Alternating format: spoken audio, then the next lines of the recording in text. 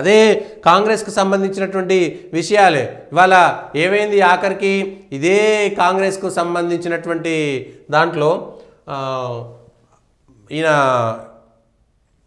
జమ్మూ కాశ్మీర్ ముఖ్యమంత్రి స్పష్టంగా చెప్పిండు ఈవీఎంల విషయంలో కాంగ్రెస్ పార్టీ ఓడిపోతే ఈవీఎంల పైన నిందలు వేస్తుంది, గెలిస్తేనేమో కాంగ్రెస్ ఈవీఎంలు మంచిగా పనిచేసినట్ట.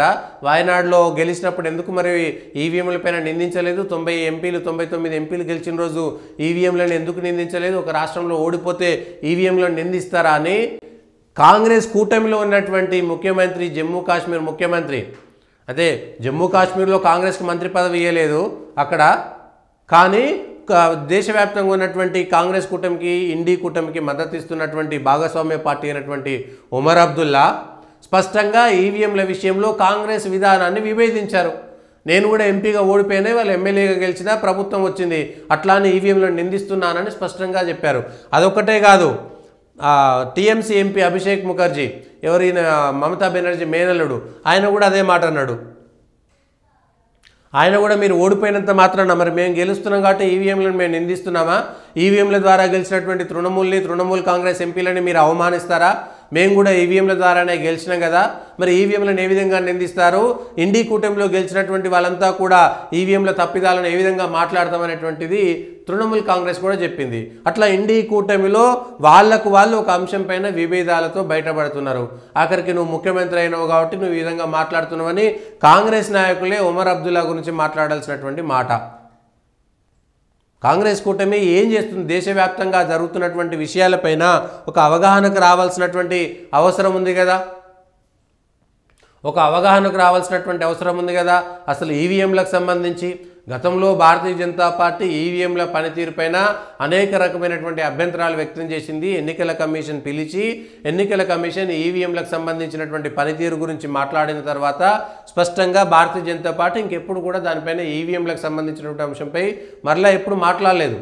అద్వానీతో సహా అనేక మంది సీనియర్ నాయకులు ఈవీఎంలకు సంబంధించినటువంటి తొలిసారి అంటే మొట్టమొదటిసారి 2004లో అప్పుడో మొదలుపెట్టినప్పుడు అనేక రకమైనటువంటి అనుమానాలు ఉంటాయి. ఇవాళ అనేక రాష్ట్రాల్లో ఎన్నికలైనవి, రాష్ట్రాలలో అధికారాలు వచ్చినాయి, పోయినాయి, పడిపోయినాయి. కేంద్రంలో అనేక రకాల 2004లో 2009లో కూడా కాంగ్రెస్ పార్టీ అధికారంలో ఉంది. మరి ఆ రోజు ఈవీఎంలు ఎందుకు వాళ్ళే బంద్ చేయలేదు? ఈవీఎంలు వద్దు అని 2004లో 2009లో యూపీఏ కూటమి అధికారంలోకి వచ్చినప్పుడు బ్యాలెట్ బాక్స్ ద్వారా మాత్రమే ఎన్నికలు నిర్వహిస్తామని ఆ రోజు ఎందుకు చెప్పలేదు? అధికారంలో ఉన్ననాడే ఈవీఎంలను ఎందుకు బ్యాన్ చేయలేదు?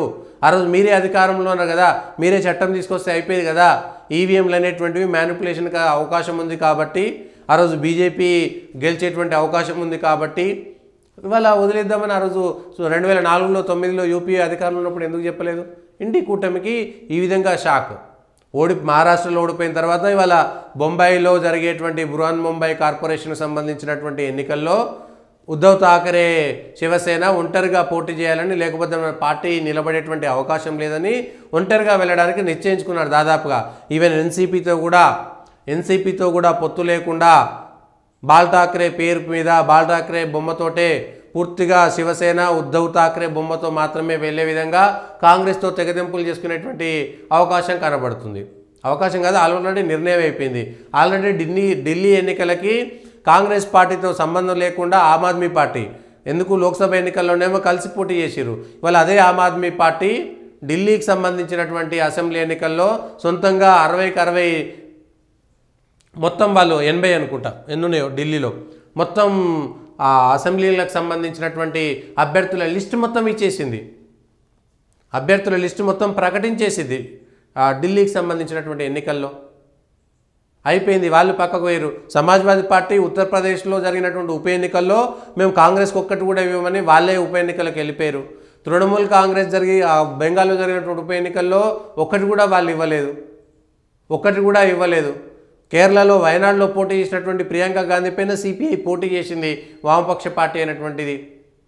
సో కాంగ్రెస్ నాయకత్వం పైన ఇండి కూటమిలో కాంగ్రెస్ నాయకత్వాన్ని ఒకసారి సమీక్ష చేసుకోవాలి, మీరు నాయకత్వ స్థాయిలోకి లేరని వెళ్ళిపోయింది. ఆల్రెడీ మమతా బెనర్జీ నేను బెంగాల్ నుంచి ఇండి కూటమికి నాయకత్వం వహిస్తా అంటే శరద్ పవారు డిఎంకే లాంటి నాయకులు కూడా సరే అట్లనే చేద్దామనేటువంటి మాట అన్నారు. అంటే రాహుల్ గాంధీ నేతృత్వం నుంచి పక్కకు వెళ్ళేటువంటి అవకాశం ఉందా?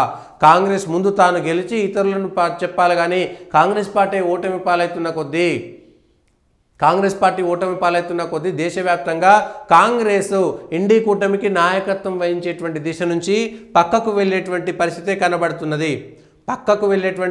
పరిస్థితే కనబడుతున్నది. మరి కాంగ్రెస్ పార్టీ ఏం చేస్తుంది ఏంటి అనేటువంటి అంశం పైన ఒకసారి ఆలోచన చేసుకోవాలి.